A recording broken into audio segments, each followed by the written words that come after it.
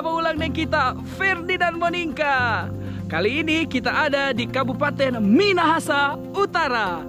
Untuk kesempatan pertama kali ini, saya akan melihat keindahan alam, yakni wisata religi yang ada di Gunung Kelabat, Kaki Dian. Dari tempat saya berada ini, tentunya kita bisa melihat sebagian wilayah Kabupaten Minahasa Utara.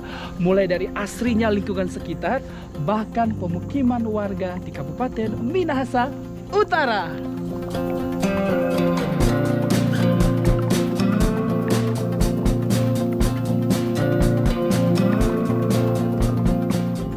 Nah, Sobat Baron, untuk bisa mencapai Kaki Dian sendiri, tentunya Sobat Baron tidak perlu khawatir karena bisa membawa kendaraan ya. Dan di seputaran lokasi Kaki Dian sendiri sudah disiapkan lahan-lahan parkir. Jadi aman lah buat pemirsa yang akan membawa kendaraan pribadi ataupun bisa datang bersama dengan teman-teman, ya kan, keluarga, bisa weekend di sini karena udaranya sejuk, pemandangannya asri. Kerindangan pohon juga banyak di sini, ya kan, bisa terlihat. Dan kali ini saya sudah berada tepat di tangga naik menuju Kaki Dian tersebut. Seperti apa keseruannya? Ikut Pak kita di Baron. Nah, Sobat Baron yang ada di rumah, torang mesti lewat ada hampir 100 anak tangga untuk bisa mencapai Kaki Dian yang kita maksudkan tadi.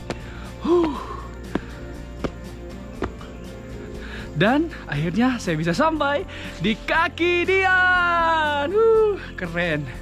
Ya, di belakang saya terlihat menjulang dengan sangat tinggi Kaki Dian, ya kan. Ini yang saya bilang buat pemirsa di rumah. Tidak ada kata menyesal jika kita sudah bisa mencapai apa yang menjadi target kita dan apa yang diinginkan hati kita tentunya. Nah, Sobat Baron, ini noto DP nama Kaki Dian, salah satu destinasi wisata religi yang ada di Kabupaten Minahasa Utara. Nah, Sobat Baron, inilah salah satu monumen wisata religi Kaki Dian. Nah, selain itu juga, selain berwisata religi, kita juga bisa melakukan peribadatan di seputaran lokasi Kaki Dian. Karena oleh pemerintah setempat disiapkan tempat seperti aula untuk bisa dilakukan ibadah jika Anda bertandang ke Kaki Dian tentunya. Nah, ini merupakan salah satu grand design Taman Kaki Dian yang ada di Kabupaten Minahasa Utara.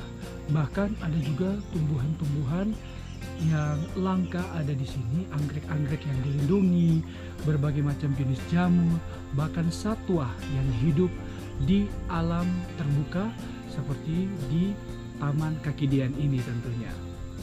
Nah, Sobat Baron, selain menikmati keindahan wisata religi Kaki Dian, saya juga masih akan melanjutkan perjalanan saya untuk melihat keindahan-keindahan wisata lainnya yang ada di Kabupaten Minahasa Utara, yang tentunya sudah menjadi salah satu tugas saya mengajak pemirsa di rumah untuk bisa melihat seperti apa alam ciptaan Tuhan, bahkan seperti apa destinasi kunjungan pariwisata yang dapat kita lakukan di Kabupaten Minahasa Utara kali ini di acara Baron.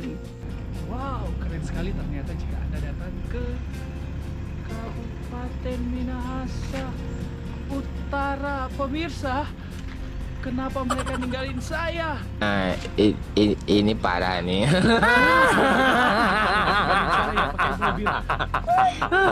Tenang, tenang.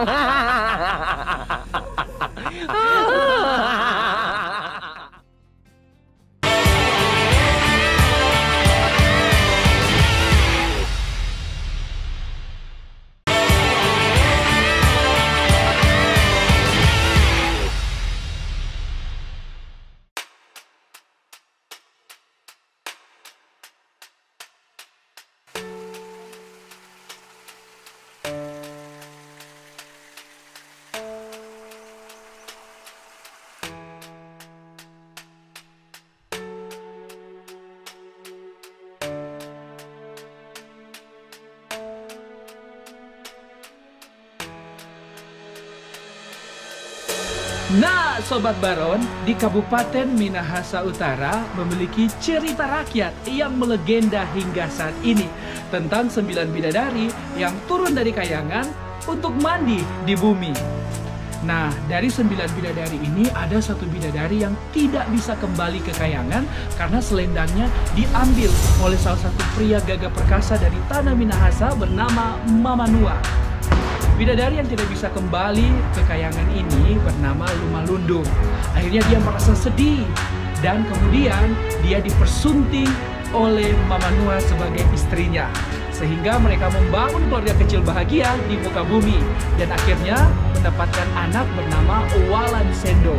Dan dari tempat saya berdiri saat ini Anda bisa melihat relief-relief yang mengisahkan tentang cerita 9 bidadari. Dan kali ini saya akan mengajak pemirsa Baron yang ada di rumah untuk melihat tempat pemandian dari 9 bidadari yang akrab disebut masyarakat sekitar sebagai tempat pemandian Tumatenden. Seperti apa keindahannya? Mari orang pilih ya.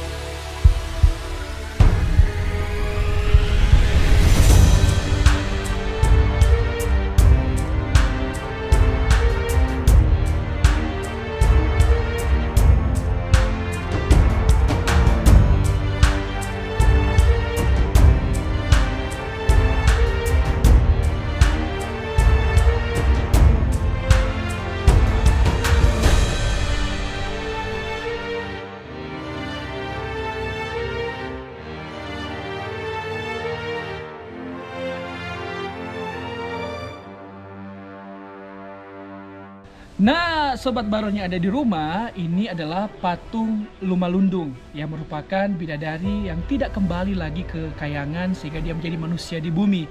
Dan patung ini dibangun untuk mengingat tentang kisah 9 bidadari oleh warga sekitar tentunya.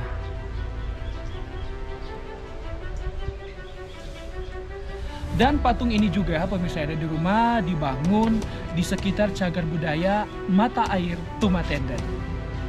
Keren.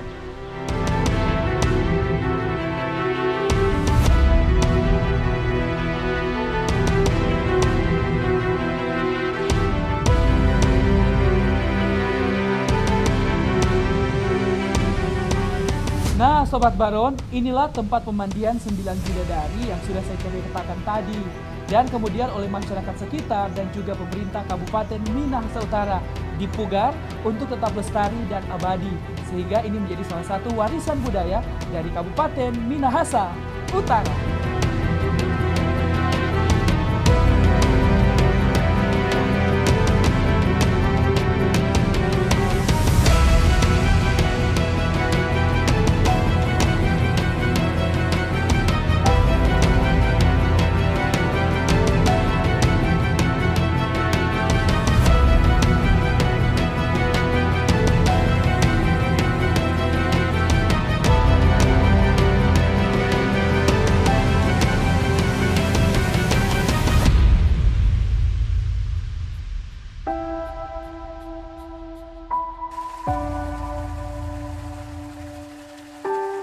Sobat Baron, sumber mata air bersih Tumatenden ini dimanfaatkan warga sekitar untuk memenuhi kebutuhan setiap hari, seperti mencuci, memasak, dan lain sebagainya.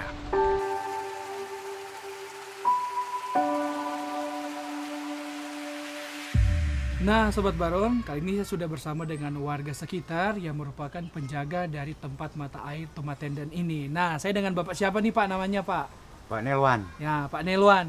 Pak, kalau bisa tahu nih, kalau yang datang untuk ke tempat mata air Tumatenden ini dari mana saja nih? Bisa tahu yang biasanya datang? Ada orang bule. Oh, wow. Dari luar negeri ya, Pak? Luar negeri. Iya. Ya, hari Minggu yang paling banyak. Hari-hari juga ada terus. Tetap ada tamu. Meski tidak Tapi banyak ya. Iya, Ya. tetap. Baru-baru ada acara juga dari provinsi bikin. Oh, dari Provinsi Utara. Dari Bu Diana Ndokambe, Gubernur Oh, ya. Jadi tempat ini Betul. selain tempat pariwisata juga Iya. bisa diadakan event-event ya kan, Pak? betul. Wow, keren ya. Tinggi badan lah begitulah. Iya. Gitu. Jadi merupakan salah satu juga komitmen pemerintah dalam mempromosikan pariwisata ya kan, dengan mengadakan kunjungan-kunjungan bahkan event-event di tempat ini ya Pak. Wow, keren pemirsa ternyata. Jadi tidak salah jika Mata Air Tumah Tender menjadi salah satu destinasi kunjungan Anda di Kabupaten Minahasa Utara. Makasih ya Pak. Ya.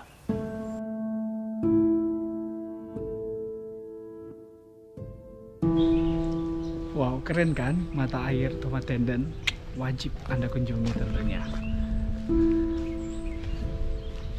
Dan sekarang pemirsa Baron, saya sudah berada di kompleks Waruga yang masyarakat sekitar menyebutnya sebagai kuburan batu yang ada di Tanah Minahasa. Nah, Waruga sendiri menjadi salah satu saksi sejarah tentang peradaban pada zaman kuno, yang dimana Waruga dipakai untuk menguburkan mayat orang Minahasa pada zaman dahulu. Dan sampai dengan saat ini tetap terus dilestarikan oleh masyarakat sekitar, bahkan pemerintah Provinsi Sulawesi Utara sebagai cagar budaya Waruga.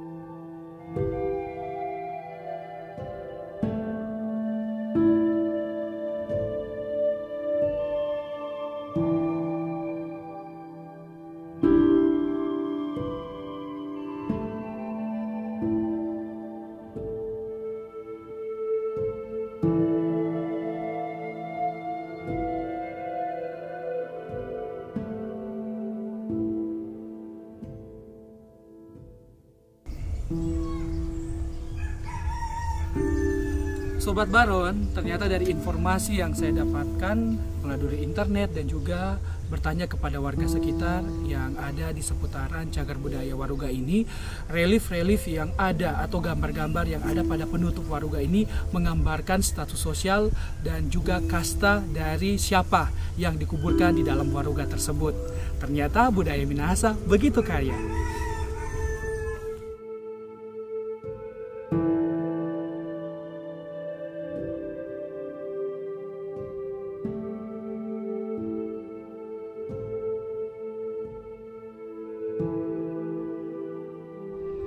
Wow, pemirsa, inilah Waruga yang ada di Desa Kawangan, Kabupaten Minahasa Utara. Cukup banyak Waruga yang ada di sini karena ini merupakan salah satu tempat cagar budaya yang dikhususkan pemerintah bagi pelestarian Waruga, yaitu kuburan kuno orang Minahasa pada zaman dahulu.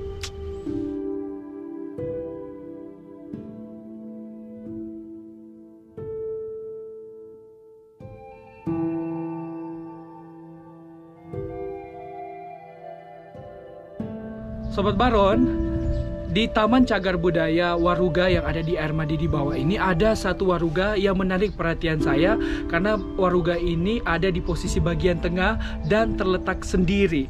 Nah, dari tulisan yang ada di atas Waruga ini, ternyata ini adalah Waruga milik Opo Wagyu yang adalah Timani Oeng Kumelembuai. Nah, itu mungkin bahasa dulu yang saya kurang mengerti, namun yang bisa saya artikan bahwa Waruga ini milik dari Opo Wagyu yang merupakan orang tertua dari desa Kumelembuai.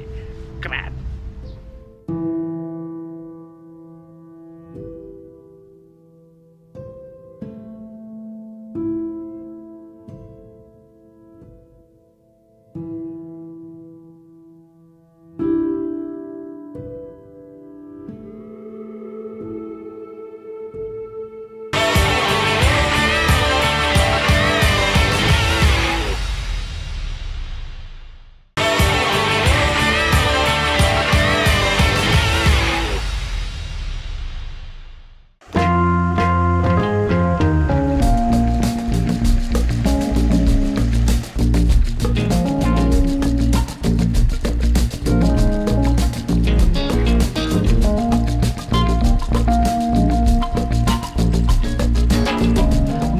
Sobat Baron, kali ini saya akan mengajak Sobat Baron untuk menikmati keindahan wisata alam yang ada di Desa Talawaan yaitu di air terjun Tunan.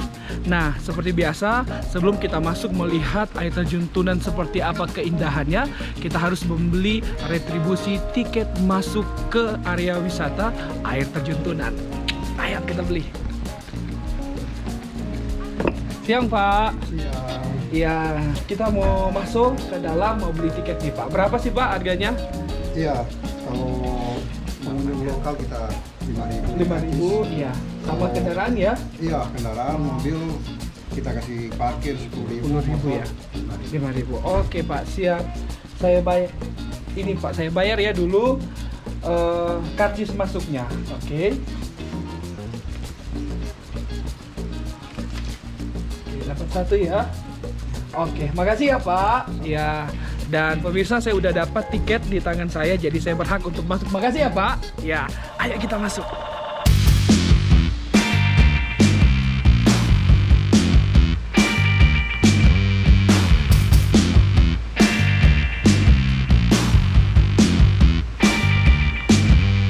Nah, pemirsa, kita udah jalan menuju ke lokasi air terjun Tunan. Dari informasi yang saya dapat, ada hampir 1 kilo lah perjalanan untuk masuk sampai ke air terjun Tunan. Wih, keren ya kan? Pemirsa bisa lihat sendiri, air. Ini air yang mengalir sampai di sini adalah merupakan sumber dari mata air terjun Tunan. Kalau airnya segar-segar begini, berarti di dalam airnya juga pasti segar.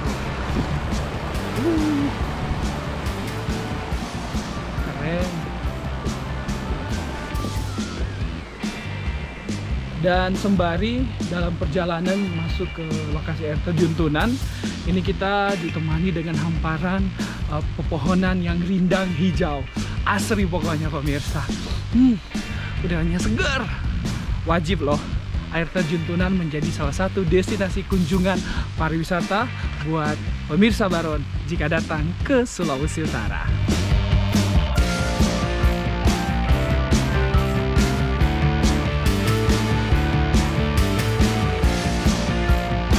Nah, Sobat Baron, sepanjang jalan kita menuju ke lokasi air terjun Tunan, ini kita ditemani ya dengan pepohonan yang rindang, suasana yang asri, bahkan udara yang segar tentunya.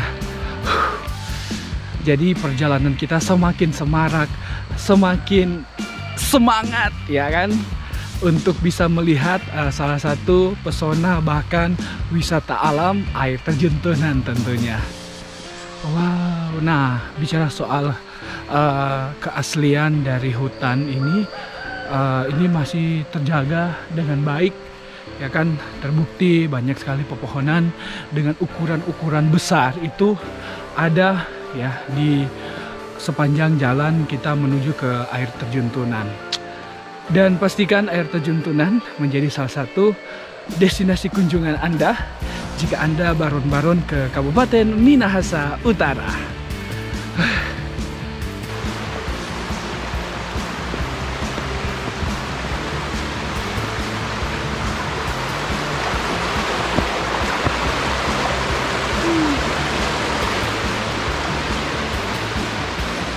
Desiran dari air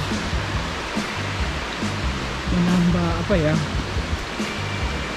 semakin bisa merasakan suasana ketenangan. Ini juga ya ada pesan-pesan ya yang ditempel di pepohonan ya kan.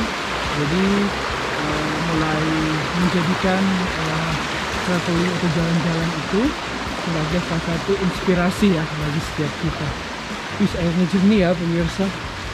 Memang. Nah pemirsa, dari informasi yang saya dapat, ini perjalanan dari tempat saya parkir mobil tadi hingga sampai ke lokasi air terjun Tunan ini itu sekitar 1 kilo. Harus ditempuh dengan jalan kaki. Semangat! Jangan kasih kendor, ayo tetap semangat ya, meski kayaknya masih jauh deh, belum kelihatan. Wow, Sobat Baron, ternyata sembari saya berjalan ada 2 mata air ya yang dibuat secara swadaya oleh masyarakat desa kemudian dialirkan lewat batang bambu seperti ini. Wih, keren ya kan? Wow, coba ya, sambil menyegarkan diri ya, kita cuci muka dulu ya. Wow, dingin airnya pemirsa. Seger. Memang kayaknya ini dari 2 mata air yang dibuat oleh warga sekitar. Kemudian ini bisa dimanfaatkan ya, mungkin bagi saya seperti saya ya, yang dalam perjalanan menuju ke air terjun Tunan, itu bisa singgah sembari cuci muka biar seger ya kan. Keren. Oh iya Sobat Baron, demi menjaga kelestarian lingkungan, jangan lupa ya, buang sampah pada tempatnya dan jangan pernah buang sampah sembarangan. Perjalanan kita lanjutkan. Mari jangan kasih kendor, tetap semangat. Nah Sobat Baron, dalam perjalanan menuju ke lokasi air terjun Tunan, kita akan disuguhkan dengan pemandangan hijau dari pepohonan yang rindang yang tumbuh di areal jalan menuju ke lokasi air terjun Tunan. Bahkan terdengar nih pemirsa, gemercik air yang mengalir tentunya, menambah nuansa natural ya kan. Di tengah hutan seperti ini bisa melihat yang segar-segar ya kan. Wow, wajib deh air terjun Tunan menjadi destinasi kunjungan Sobat Baron.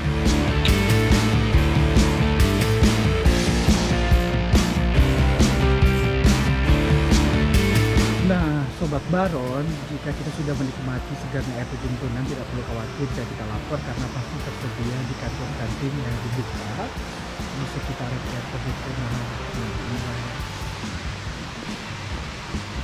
Dan jika Anda mau bersih-bersih juga setelah mandi dari air terjun Tunan, ini disediakan banyak sekali kamar mandi yang bisa Anda pergunakan.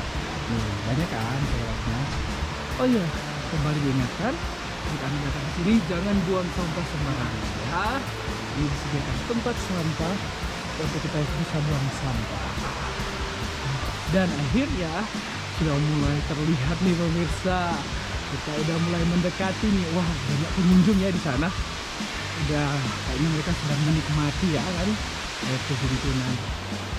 Wih, keren. Nah pemirsa, sudah mulai kan terdengar gemercik ya, pancaran ya dari air terjun Tunan. Selamat datang saya ucapkan buat Sobat Baron yang ada di rumah di air terjun Tunan.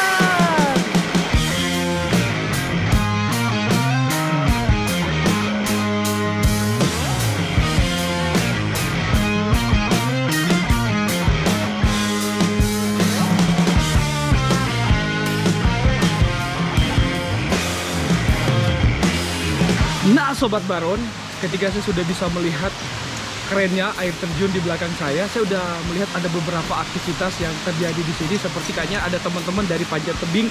Saya mau jumpai mereka, saya mau cari tahu seperti apa kegiatan mereka di saat ini. Nah saya ketemu dengan siapa nih namanya?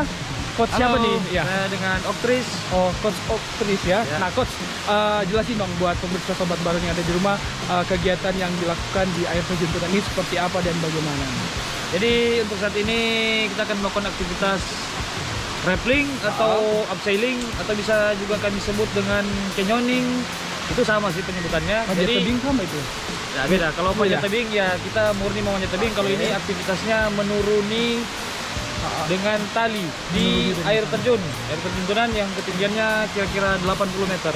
Nah biasa nih komunitas coach ini apa sih namanya coach? Kami sendiri tergabung dalam komunitas FKPA Manado, Forum Komunikasi Pecinta Alam Kota Manado. Oh baik, berarti jadi dari mahasiswa ya, dari mahasiswa pecinta alam akhirnya jadi komunitas pecinta alam. Iya. Oke siap coach. Nah coach, anggotanya berapa banyak nih coach yang ikut hari ini untuk menuruni air terjun Tunan kali ini? Kalau saat ini anggota yang ikut di aktivitas abseiling ini ada sekitar 6 orang. 6 orang ya. Durasinya dari sekitar ketinggian 80 meter itu berapa lama sih Coach? Dari atas sampai ke bawah? Kalau untuk abseiling di 80 meter ya untuk pemula sekitar 10 sampai 15 menit. 10 sampai 15 Kalau menit. untuk yang sudah profesional Mahir, ya 5 seperti menit Coach? cukup. Oh, 5 menit cukup. Baik Coach, kalau biasa nih yang pemula butuh nggak diawasi oleh profesional coach seperti Anda atau gimana? Oh, yang pasti itu sesuai dengan SOP. Jadi pada saat turun harus didampingi oleh instruktur. Oke, baik. Ya udah, Coach, kita mau lihat seperti apa kegiatan teman-teman semua menuruni air terjun Tunan di 80 meter. Ikuti tetap di Baron.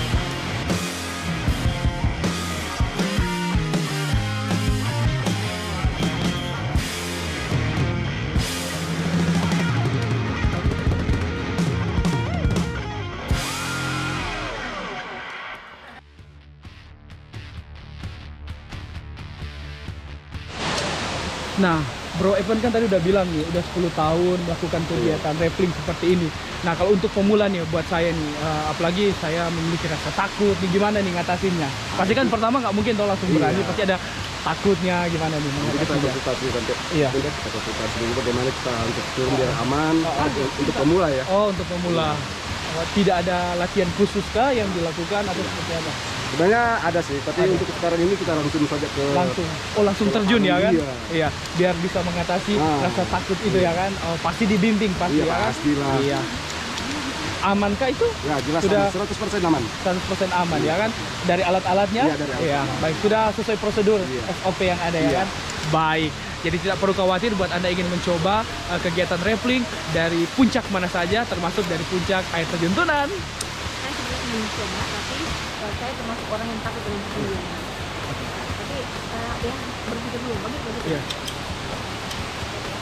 Dengan apa yang sudah dikatakan oleh Bro Evan tadi, saya berpikir 2 kali nih. Apalagi saya yang memiliki fobia ketinggian, saya pikir 2 kali deh untuk bisa mencoba rappelling seperti Bro Evan. Saya jadi penonton aja dari bawah, nyemangatin teman-teman ya. Apa sih? Teman-teman apa? FKPA. FKPA Manado yang akan turun dari puncak ketinggian air terjun Tunan sampai ke dasarnya. Tetap saksikan Baron.